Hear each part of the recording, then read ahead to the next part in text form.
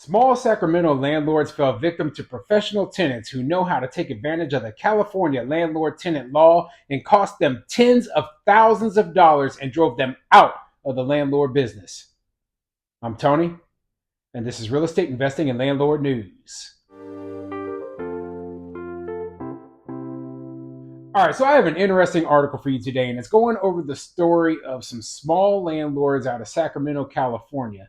Now, these landlords, they unfortunately fell victim to these tenants who really are nothing more than squatters, right? But they know how to take advantage of the system, okay? They know the laws, they know what they need to do and say in order to stay in a place rent free, and they completely screwed this landlord over to the point where they actually decided to just sell the property and get completely out of the business. Now, this is something that I have to tell a lot of small mom and pop landlords who maybe own one, two properties, okay?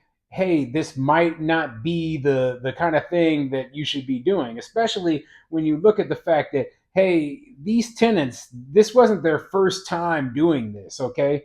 They say that, they have records of them doing this at least 8 other times within Sacramento County.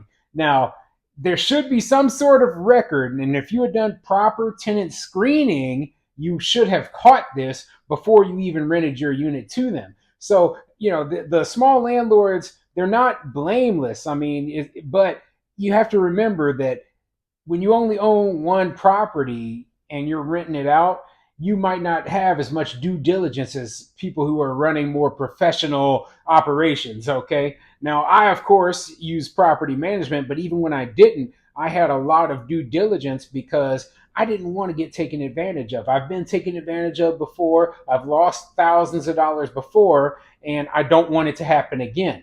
So yeah, I'm a big proponent of tenant screening, and it really hurts me when I read a lot of these laws that they're talking about, trying to prevent landlords from looking at a tenant's credit history, prevent landlords from seeing a tenant's eviction history, prevent landlords from running criminal background checks on tenants. Well, if you take our ability away to do those things, then we are going to be put in a position where we rent to people like this, these professional tenants who are going to take advantage of us. And it's going to cost us thousands and thousands of dollars. And like these small landlords in this story, many other landlords are just going to get completely out of the business, meaning there's going to be less rental properties available. The properties left over are going to be much more expensive, meaning there's going to be a lot less affordable housing, okay?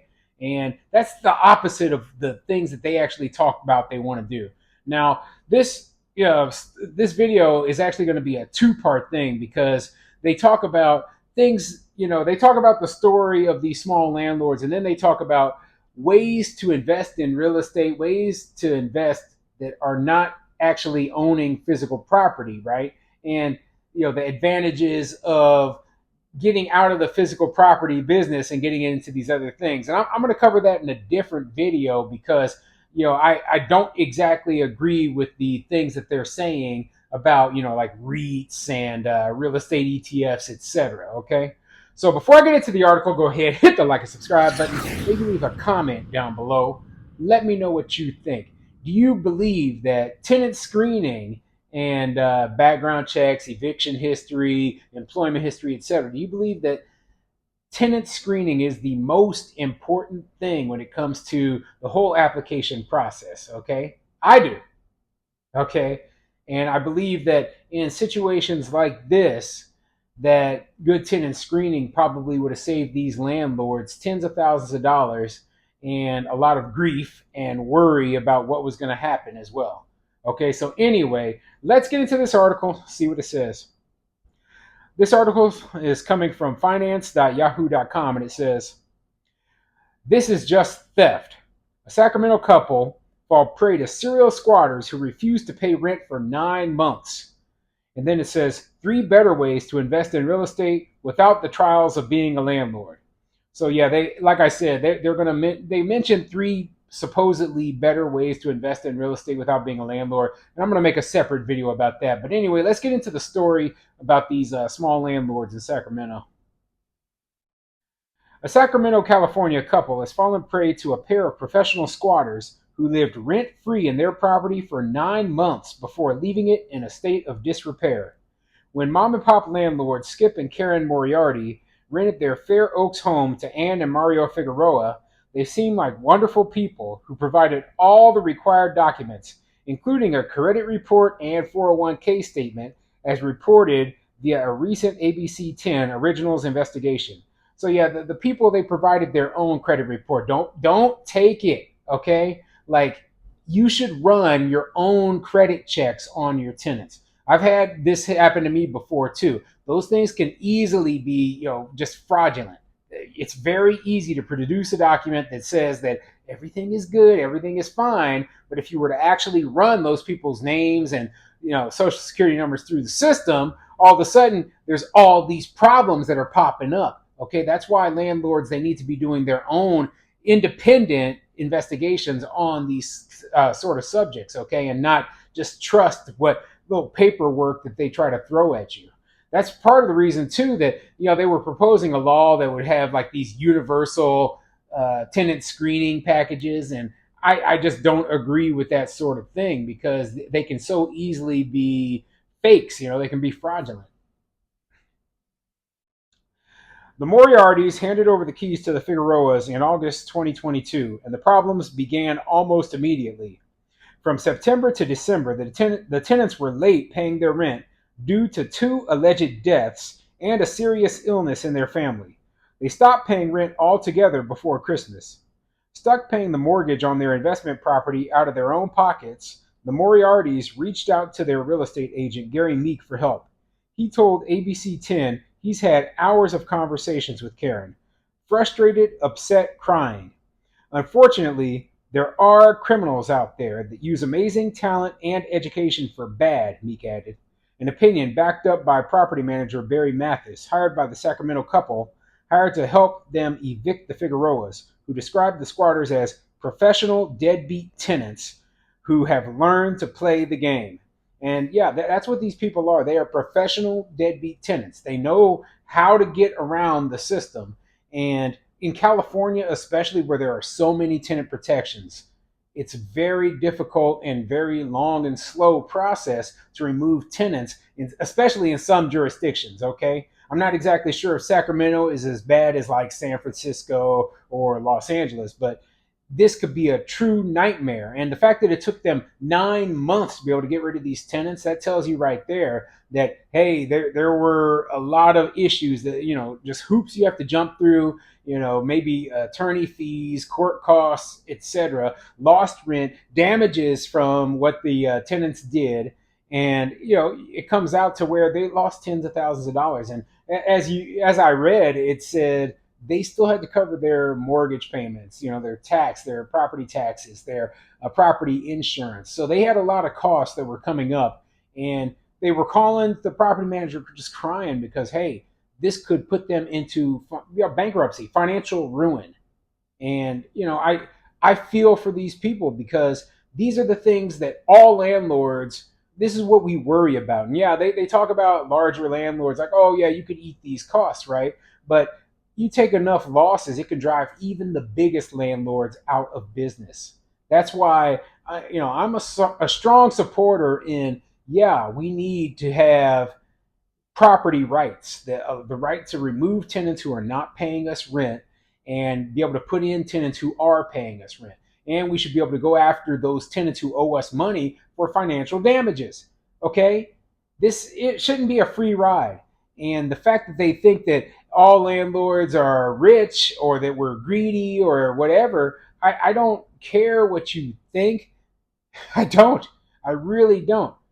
I just want to get paid the money that I am owed, that you promised to pay me when you signed that contract. They don't see the landlords as victims. Upon further investigation, ABC 10 found the Figueroas had squatted in at least 8 houses in Sacramento County alone, some just blocks from each other, before targeting the Moriartys. Former victim Terry Gunn told the news outlet they used the same deaths in the family excuses to live rent-free on her property for months. She reflected on the time and money she had to spend to evict them. I just incurred so many financial issues. It was really hard. Property manager Mathis blamed California's legal system for enabling squatters by making eviction such a difficult and costly process. And yeah, the property manager is right, okay? This is exactly what I talk about in the stories. It's the legal system itself. It, Rather than just saying, hey, we're going to protect the tenants from uh, the very, very, very small percentage of landlords who are malicious, right? They say we're going to put so many protections in there because what they want to do is they rather than trying to resolve the homeless issue, by making tough decisions, they think the answer to the homelessness issue is to just force landlords to house people for free. Okay, that's wrong. That's dead wrong. And it's not our responsibility to make sure that the people who can't afford housing, that they have somewhere to live. No, it is not our responsibility. So, but that's exactly what they're doing. They're putting it on the backs of landlords to be a social service provider and a homeless shelter, or a low income housing provider. That shouldn't be the case ever in any place. Put that on the backs of private individuals, private businesses to do that sort of thing. Yeah, it's a ridiculous situation, and it's just very frustrating to hear about the fact that these people, they take advantage of it, and they'll continue to take advantage of it because there's no checks and balances in place to handle these sort of people.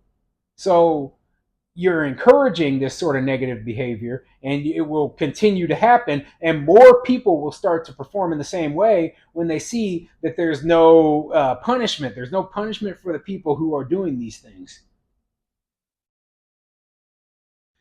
We're so much into victims' rights, but in this case, they don't see the landlord as a victim, he said.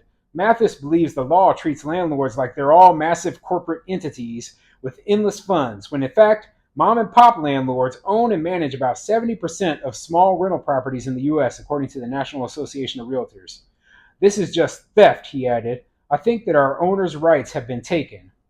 9 months after the Figueroas moved into the Moriarty's home, they were finally evicted, leaving the property and the yard in a mess.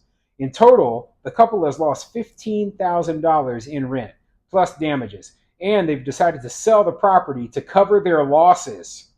I just feel sorry for the next person, said Karen Moriarty. If the risk of serial squatters and the other trials and tribulations of being a landlord don't appeal to you, here's 3 ways you can invest in real estate without all the hassle. So, yeah, and then they go into the other ways you can invest in real estate without all the hassle. Like I said, I'm going to cover that in another video. But going back to what that property manager was saying, basically they treat all landlords as though they think that they are massive corporate entities with endless funds, right? And that is wrong. That's just dead wrong. And like he said, 70% of all small rental properties are owned by mom and pop landlords. The small rental properties, that's the affordable housing that they want to try to preserve. But unfortunately, you're driving the small mom and pop landlords who provide the affordable housing, you're driving them out of business. Meanwhile, the corporate entities, they're the ones who can actually deal with all of the regulations and rules and rent control and all that nonsense. So they're the only ones who are sticking around. So yeah, this is the bad news for people who are looking for just the naturally occurring affordable housing. It's disappearing and it's not going to come back. And it's all basically the fault of too much government regulation, a eviction system that is just basically 100% against the landlords, and a taking of property rights, okay, and a push for this ridiculous socialist system. So yeah, they created the problems that they're trying to solve, and the victims are the small mom and pop landlords. So here's my suggestion. I make this suggestion every time I talk about these places where they have all of these ridiculous rules and regulations, right? Before you become a landlord there, if you want to turn your former home into a rental property or buy a single family home and rent it out, or a duplex and rent out the other units while you live in one of them, whatever, right? Before you decide to do that, really, really take a good close look at the landlord tenant laws, and consider investing elsewhere, because California, New York, Seattle, these places, right? The laws are only going to get worse. It's only going to get worse for landlords in these places. And, I would hate to see you fall victim just like these people fell victim.